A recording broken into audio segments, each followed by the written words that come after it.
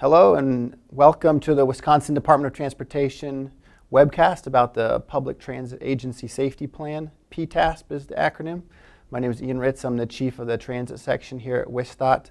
Along with me I have Eric Stegbauer, who does transit safety compliance for our area, and then also Katie Patterson, who is a lead worker of the Compliance and Oversight Unit. Thank you for joining us. The purpose of the webcast today is to review the federally required elements of PTASP and provide an update on the status of our implementation efforts. The deadline to have an adopted PTASP is July 2020, so that's still several months away. However, we wanted to make sure we held this technical assistance opportunity to get everyone up to speed and provide adequate notice to our local partners, local transit systems. We want to make sure everyone is prepared.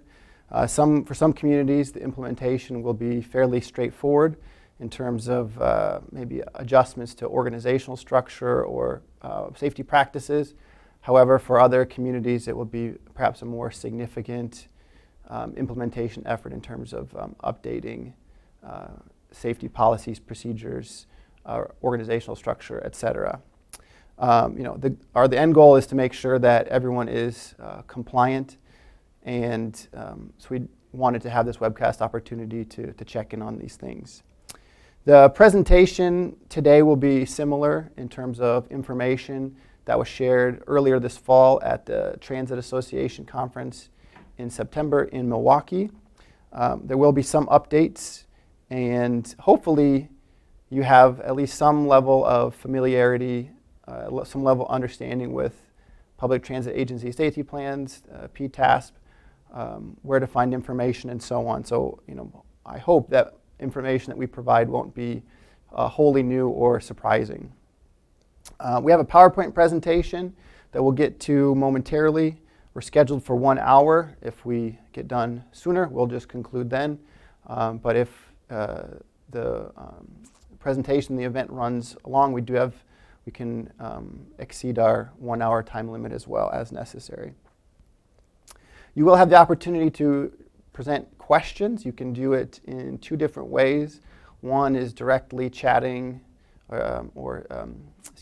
submitting a written question through the YouTube chat function, or you can send an email. You can do that to my email address, which is ian.ritz@dot.wi.gov. Katie is monitoring both those feeds and will be able to address the questions on the fly, or perhaps there's something that we won't be able to answer today and we'll follow up on that afterward. After the webcast concludes, we will have a recording that is published on the DOT's webpage, so that if you who are participating today need to review something, you can go access it there, or other individuals who have been unable to attend today can go and find the information themselves. In addition, on our WISDOT transit page, there will be information, resources, and links to other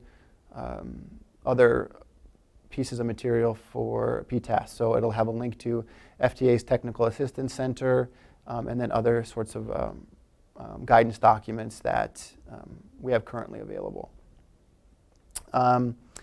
So before we begin, I want to thank you again for joining and encourage you to check out all the resources. I do also want to extend a special thank you to the transit systems who have been participating in our work group. We've been meeting for several months on this issue specifically. The organizations are identified on this cover page here, so so you can see who have been helping us so far and are going to continue to help us over the next few months. So with that, I'm going to turn it over to Eric Stegbauer. We're going to begin the PowerPoint presentation. And as I said at the beginning, if you have questions, please submit them in either of the two formats, and we'll do our best to address them. Thanks. Thanks, Ian.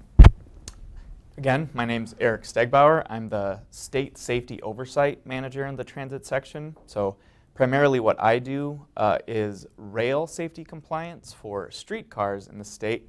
However, PTASP is something that I've been working on with those systems, with Milwaukee and the city of Kenosha, because they've had to have an agency safety plan in some way, shape, or form for their entire existence. So for Milwaukee for the past year, and for Kenosha for the past 20.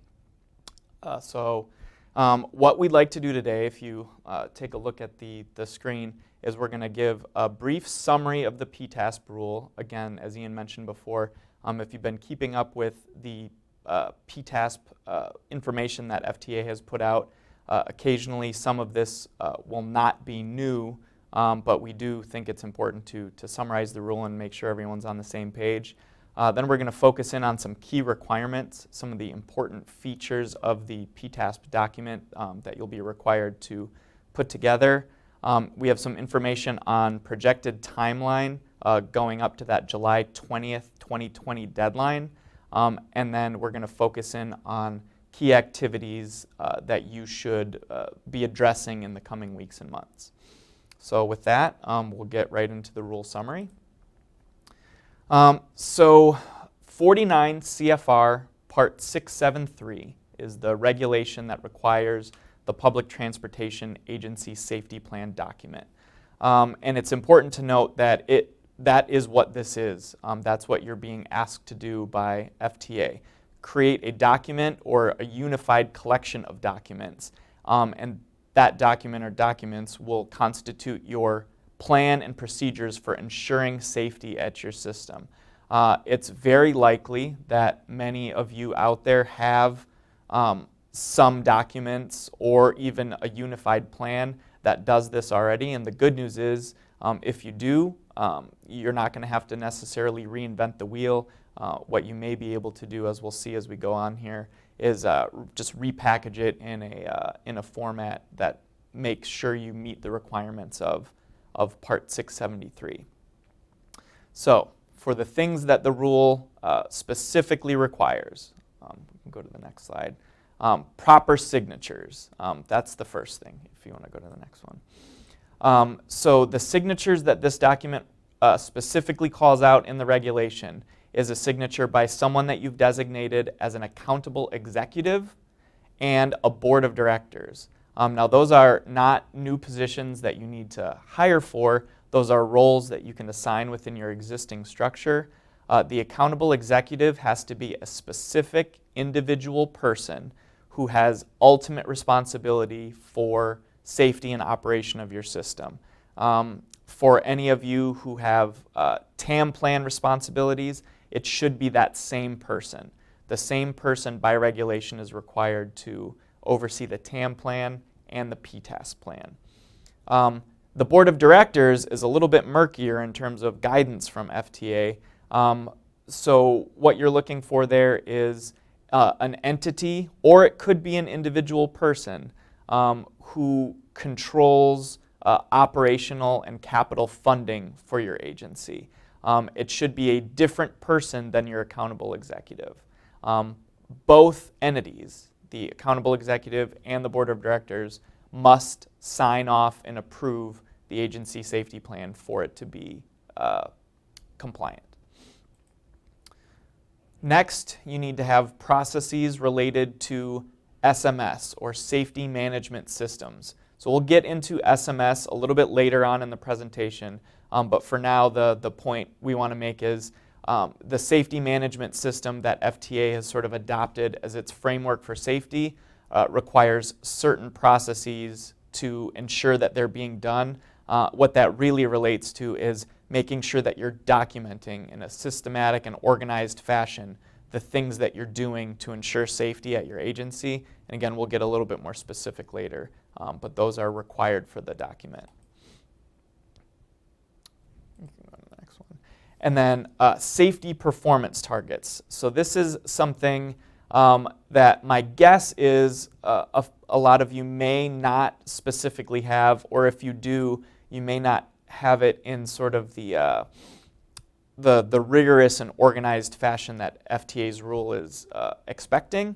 And so those safety performance targets, again, we'll get into the specifics later in the presentation, but what you're going to be looking for is measurable ways to account for safety at your system, and you're going to call those out in your plan, and you're going to collect data to assure that you are hitting those marks, and if you're not hitting those marks, to create corrective action plans for your agency so that you can demonstrate how you're moving day to day, week to week, month to month, year over year to improve or maintain safe operation at your system. And then the last sort of major component here is a process for annual review. So what FTA is looking for here is when you put together your agency safety plan, it's going to be, as I mentioned before, likely a collection of documents that cover a wide variety of topics, but it's not meant to be a one and done thing. You're not supposed to create an agency safety plan, create these metrics, put it in a binder, put it on a shelf, and let it collect dust for 20 years. You have to have a process for annual review and update, if necessary, of this document. You're going to have to certify each year that your plan is compliant and have a process that forces you to regularly do that. So those are the major tentpole requirements for the rule. So signatures by the accountable executive and board of directors, processes and activities related to SMS, which we'll get into briefly, measurable safety performance targets for your system, and then a process and timeline for annual review and certification of the document. All right, so there are 4 main parts to the rule, but the key requirements can be found in subpart B and C. So we'll talk about the safety plan general requirements first, and then we'll get into SMS. So for subpart B, these are the general requirements of the document or the collection of documents that you put together to satisfy the rule. And first things first, this kind of goes in line with annual review and update. You need to have a way to maintain this document and the procedures within it. So you can go to the next one. And on top of that, you need to certify that the PTASP itself, the whole collection of things that you have, is compliant with the rule each year. So again, you're going to put these things together. You're going to make sure that it fits the size and complexity of your system. It covers all the bases it needs to cover, and you have a plan to make sure that it is certified, compliant with FTA's rules each year. And then for the safety performance targets, you need to coordinate with the state, with WSDOT, and with any MPOs that you work with your agency.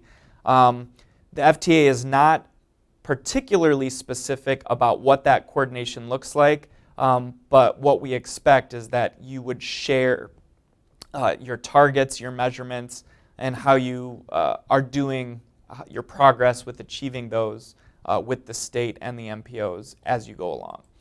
So those are the 3 main pieces of the safety plan. Again, there's going to be little bits to actually achieve this, but those are the 3 major topic areas that the regulation requires. So subpart C is the SMS general requirements, and this is where we're getting into slightly new territory for many of you. So SMS means Safety Management System, and one thing that I like to say right at the top, especially for those who have not been familiar with SMS, is it's not the SMS, it's a SMS or an SMS. It's a generic, general term for the system that you create within your document. But there are pillars that you need to follow, and the PTASP that you create needs to sort of map to these pillars. And so this is, if you've taken any online courses or looked at any of the FTA materials, you may have seen this graphic before.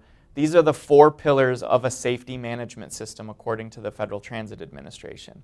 So safety management policy, safety risk management, safety assurance, and safety promotion. And you can probably tell they're doubling down on the use of the word safety, so you shouldn't have any issues remembering that. But what I like to do, if you look at the bottom, I know the font is a little bit small, but just little one-word cues to remind me, what these really get at. Safety management policy are the words that you're going to write that express how your agency views safety, its commitment to safety, and its overall policy towards safety.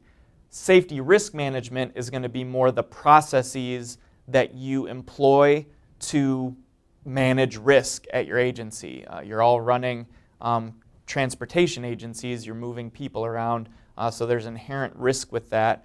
And so how do you quantify that risk? How do you track it? How do you follow it? What steps do you take to investigate or inspect different aspects of your system, whether it's vehicles, facilities, drivers and operators, things like that. So those are all the processes that you have. That's really the meat of the entire program. Safety assurance deals a little bit more specifically with how you measure things. So if safety risk management are the processes to ensure safety, safety assurance is going back and say, all right, are we measuring whether these processes actually work? Do they actually result in us having a safer system? Do they introduce new hazards that we didn't have before or weren't aware of?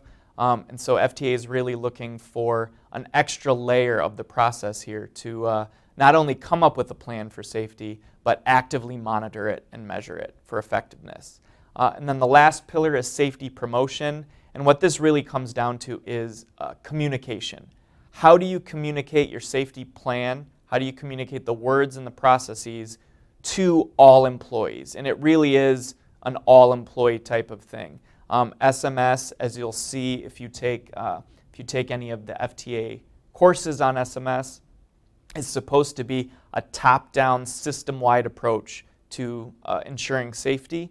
And so the communication piece is really important. High-level decisions are often made, but how often are they communicated all the way throughout the agency? So the PTASP has to include something that falls under each of these major categories.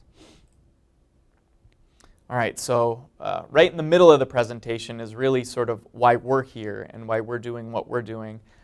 Part of the regulation, and I'll just read it verbatim here, requires that a state, WSDOT in this instance, must draft and certify a PTASP on behalf of any small public transportation provider that is located in the state. A state is not required to draft a PTASP if that agency notifies the state that it will draft its own plan. However, in every instance, the transit agency is the one who must carry out the plan. So we're here because the regulation requires that we offer to draft a PTASP on behalf of any agency that meets this definition of small public transportation provider. However, it's important to note, and this goes to the opt-in, opt-out letters that hopefully everyone received and returned earlier in the year. However, if you're still thinking you want to create your own plan, you technically have the ability to do that. You just have to notify us that that's what you intend to do. But the reason that we're here is because in order to fulfill this requirement that the state has, we have drafted a PTASP template that we're going to explain shortly.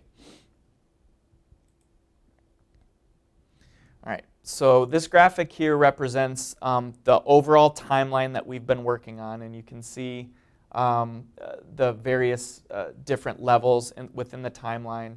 So template being complete. We are on the cusp of finalizing the template, and the star at the middle or end point of January is when we expect to have the WSDOT PTASP template available for anyone to download. We're going to have it up on the WSDOT website. We can email it to you directly if you need to. Along with the template, we have instruction sheets for different sections.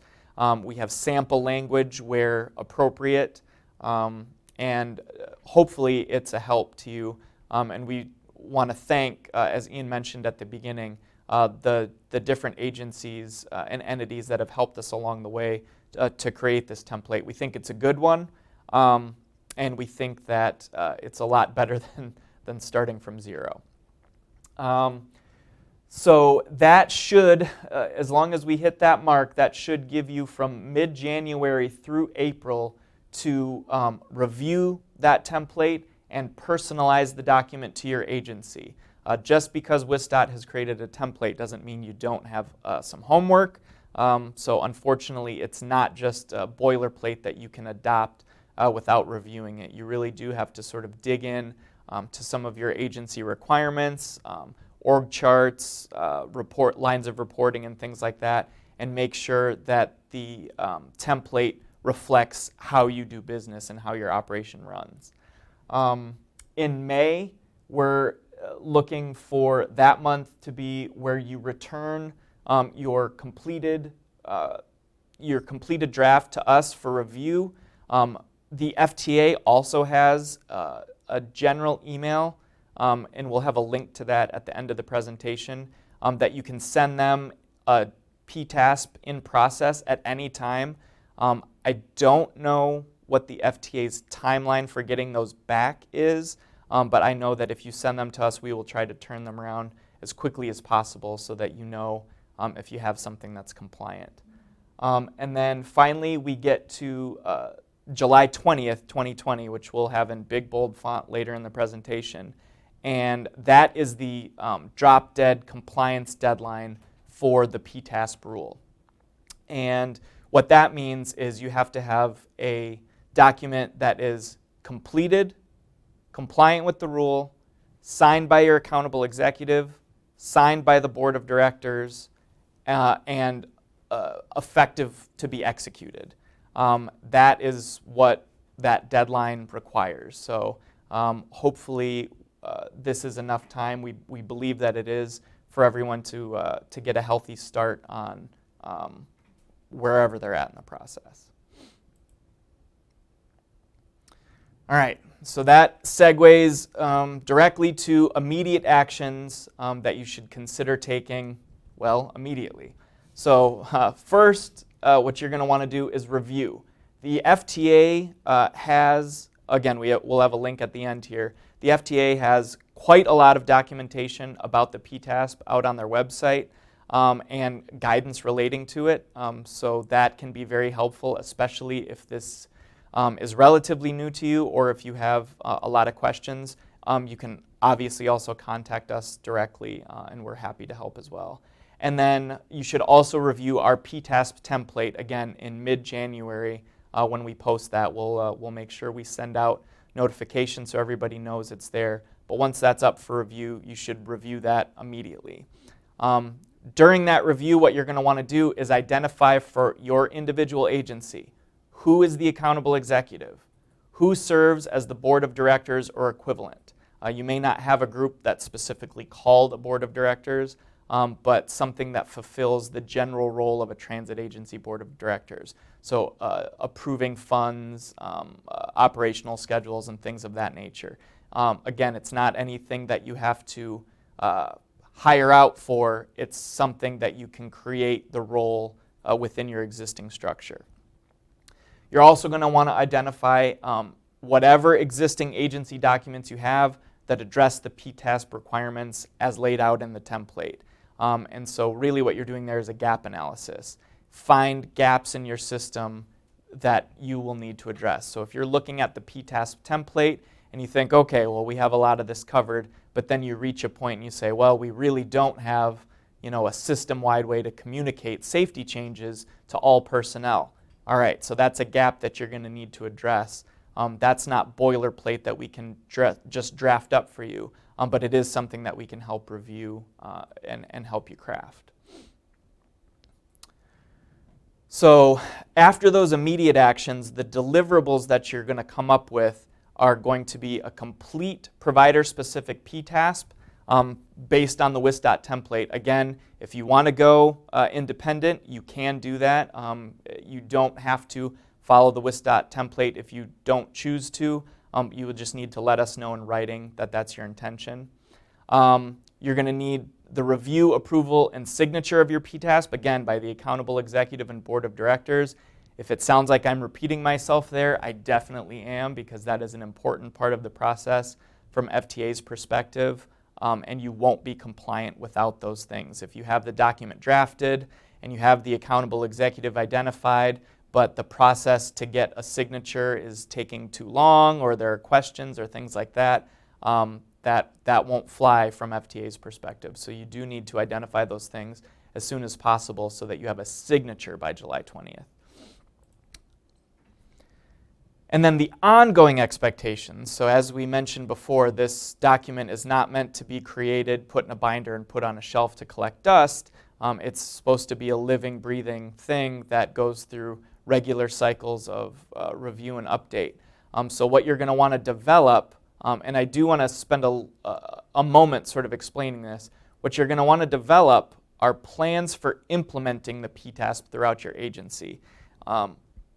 So what I mean by that is the July 20th, 2020 deadline means that you have to have the document with your policies and procedures created and signed off.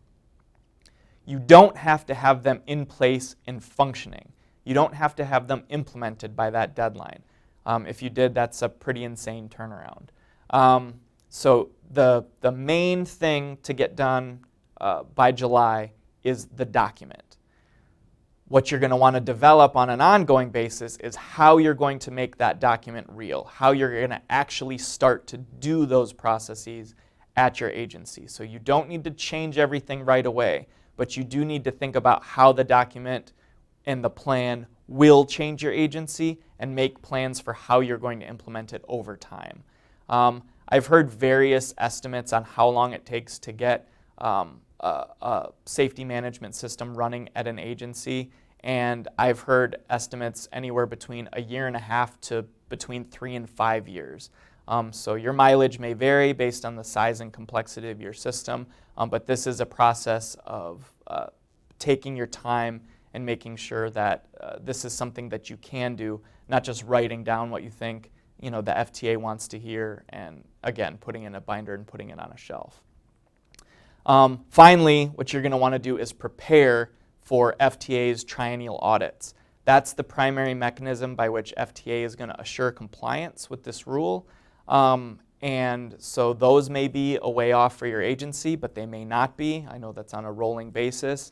For those of you who have had a recent triennial audit, you may get a respite here where you're not going to expect FTA to come back around until well after the PTASP deadline has expired. But for others, they may be coming during this process or immediately after.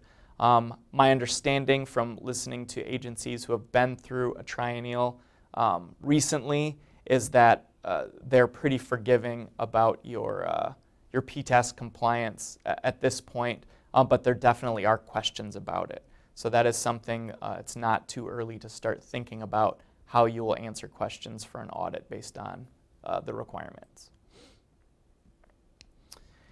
And on an annual basis, there's sort of a cycle that makes, I think, most sense for sort of continuous improvement.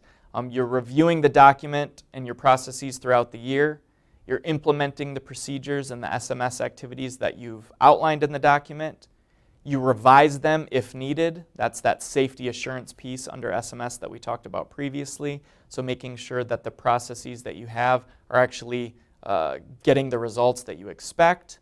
And then certifying, again, annually, that you have a compliant PTASP. And you do that on a rolling basis each year.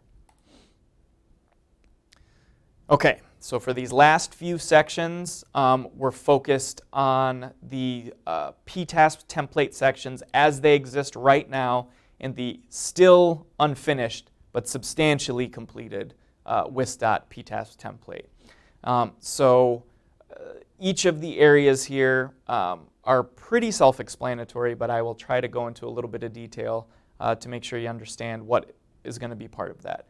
So basic transit agency information is sort of like the administrative information for your agency. So who does what, who reports to whom, the overall hierarchy and organizational structure. Having a plan development process. So again, your accountable executive and board of directors are going to sign off on the high-level vision of your agency for achieving the goals set out in this plan. And you also have to have a process written down that says, this is when we're going to review the PTASP, this is how we're going to do it, this is who's going to do it, to ensure that that is getting done. An activity log, which is just like a version tracker, so that you can systematically track any changes that you make to the document over time, so that anybody who comes into the agency at any point should be able to look at the activity log and know what the current version is, what has changed over time, what areas have had to be amended, and things like that. And then the first major SMS section is, we've called it safety policies and procedures, just because we're gluttons for punishment and like really literal titles. But this maps to the safety management policy requirement of SMS. And so this is where you're going to have, not shockingly, your policy statement, your annual PTASP review and update system, and the organization structure and system safety responsibilities for personnel at your agency. So the next couple sections, again, map directly to the SMS headings. So safety risk management is going to be where you have your various processes for hazard identification, risk assessment, mitigation, and tracking. And so, again, you likely have things that you do at your agency already that fall into these categories, but it's possible, maybe even probable, that they're not necessarily written down or systematic. If they are, great. This part should be relatively straightforward for you to do. If not, this can sometimes be a little bit tricky. So part of our PTASP template does have some sample tables and sample matrices that you can use to sort of figure out how you would rate risks and identify common hazards to a system. And this runs the gamut. Operational hazards such as traffic signals, the different curb situations for bus stops, weather, facility considerations, really anything. It's not just operational either. Some of it can be specifically related to vehicles, facility, personnel, whatever it is. But so this, hopefully you can sort of see, this ends up being a rather large section because there are quite a few hazards in operating a transit agency. Another part that we've included in this section is FTA has a requirement for a non-punitive employee safety reporting policy. And so this usually gets a lot of questions when this comes up, because what the FTA is looking for here is a way to encourage the reporting of safety data from field employees, from line level employees who are more likely to see operational hazards in their day-to-day jobs. So this could include drivers, maintenance personnel, anyone who works with the vehicles on a day-to-day basis, whether it's for operation, investigation, inspection, whatever it might be. So the non-punitive reporting policy is something that you have in place that will assure employees that while there may be a list of things and behaviors that might still result in a compliance violation or something like that, if an employee notes a safety hazard, that they are empowered to bring that to management without fear of retaliation. So whatever that might be. And so we do have some sample language available in one of the sections, but this one is going to be very specific to your agency because you may have all sorts of considerations that feed into that, whether it's some sort of type of an employee agreement, contract, union, whatever it might be. But this is a feature of the PTASP that you'll all need to look at. So under safety assurance, again, that's where you're going to have your processes for safety performance measurement and how you're going to sustain the safety management system that you set up. And safety promotion is where you're going to have communication for the safety plan throughout the agency, and this is also where we thought it was reasonable to fit activities required for safety training and certification of whoever in your agency needs those type of things. So again, usually operators and maintenance personnel.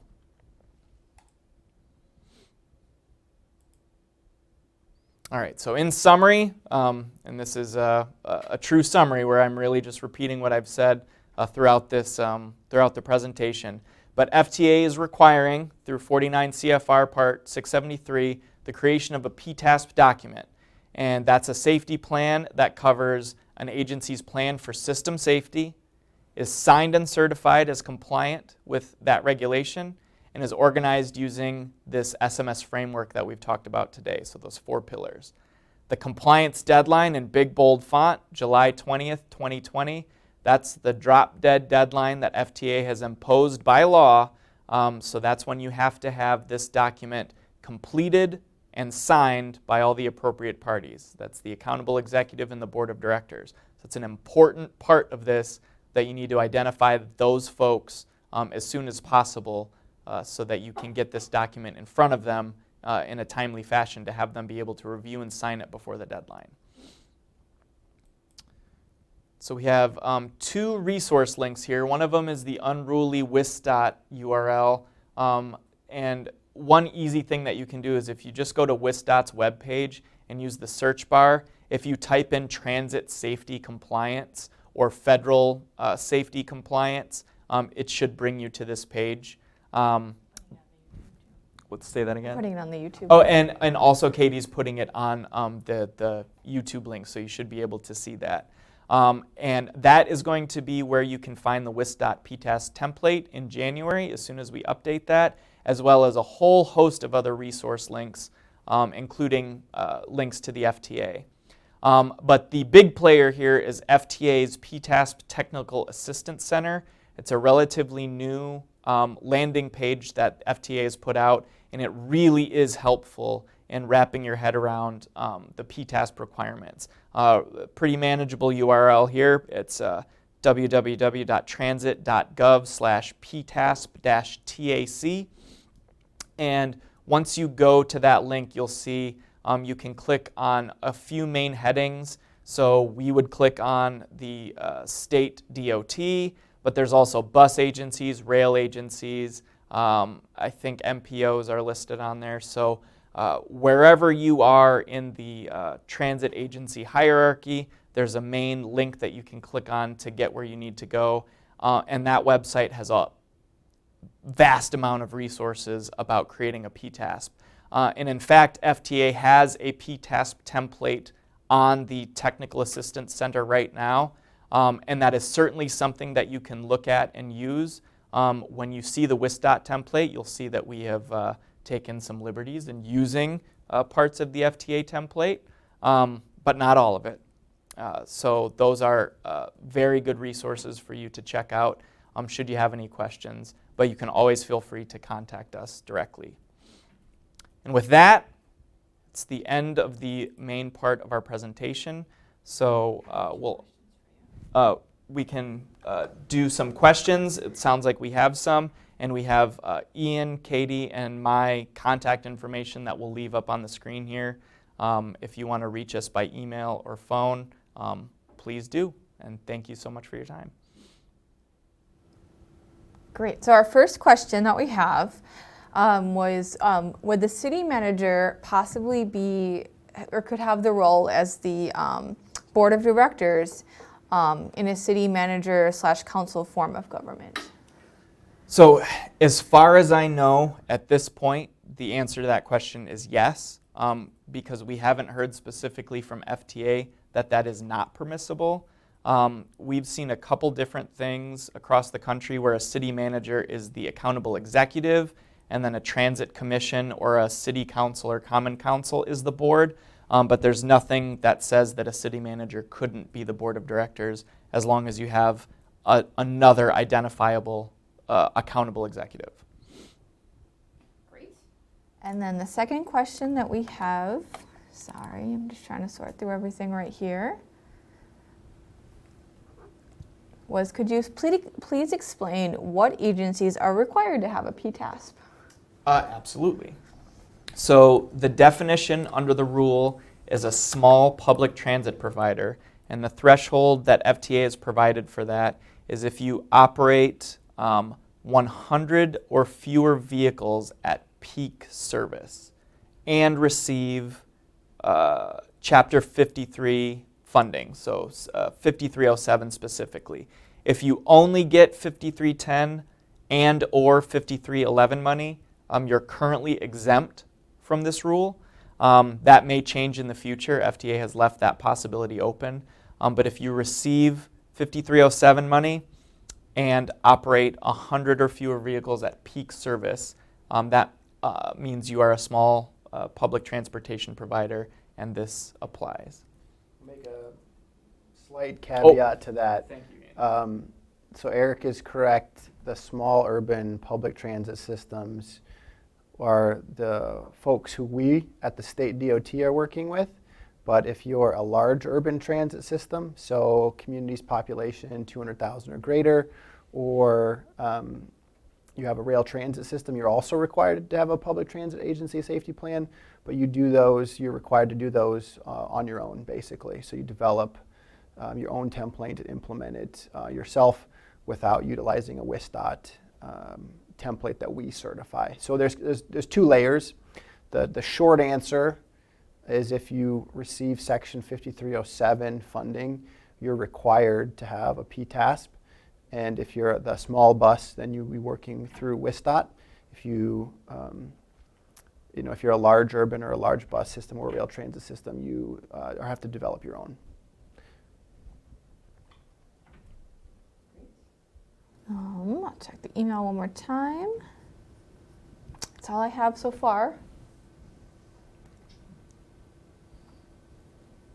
So we'll let this go just a little while longer in case anyone is thinking of additional questions or things that come up now. Our contact information is on the current slide. It's on DOT's webpage in general. So if you think of something down the road, please don't hesitate to get in touch with us. I encourage you to look at the resources that we've developed and made available on our webpage, but then FTA as well. A lot of what we have put together is based on federal requirements.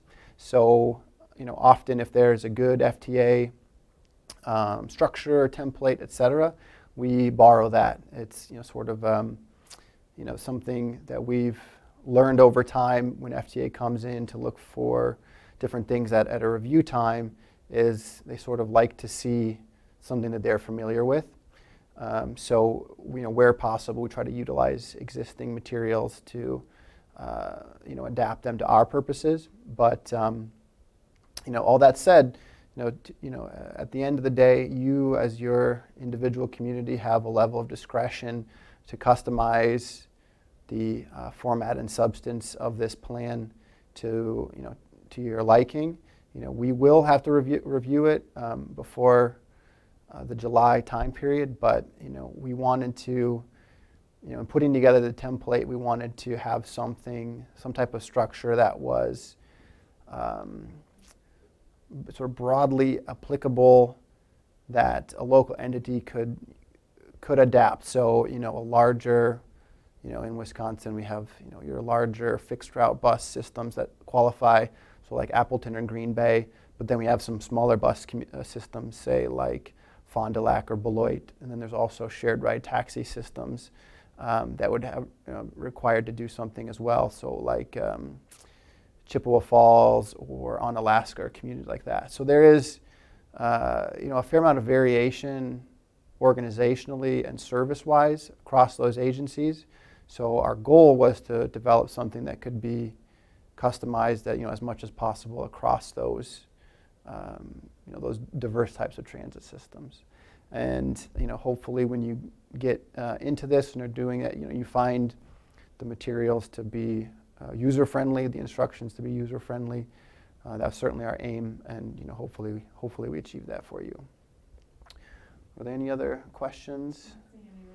No more questions that come in. So with that, we appreciate your time. Hopefully you found this helpful and informational. Look for a template to be published by WISDOT and shared January, toward the middle or end of January. And in the meantime, please let us know if you have questions. And again, thank you for your participation.